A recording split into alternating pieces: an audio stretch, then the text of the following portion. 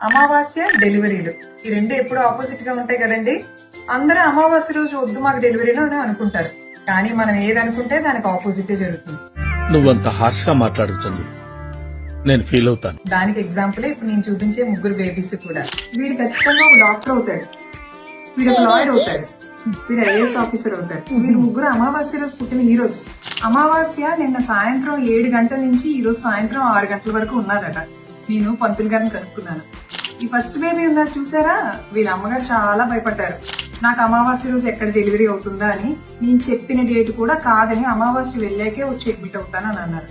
తీరా చూస్తే కరెక్ట్ గా అమావాస్య రోజు మార్నింగ్ 11 గంటలకు నొప్పులు వచ్చాయి. అమావాస్య తగలగానే ఒక్క నిమిషం ఆగి పుట్టేశాడు.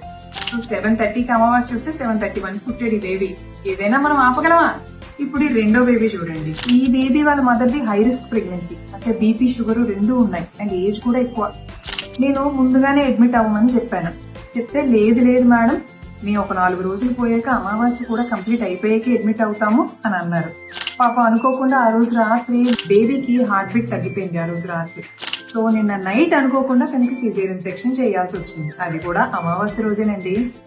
నేను ఒక 5 రోజుల ముందు అడ్మిట్ అవ్వమంటే లేదు మేడం నేను అడ్మిట్ అవ్వను, మంచి ముహూర్తాలు లేవు, ఇంకా అమావాస్య వస్తుంది, అమావాస్య కూడా కంప్లీట్ అయిపోయి అడ్మిట్ అవుతాను అన్నారు. అనుకోకుండా ఈ రోజు ఉమ్మని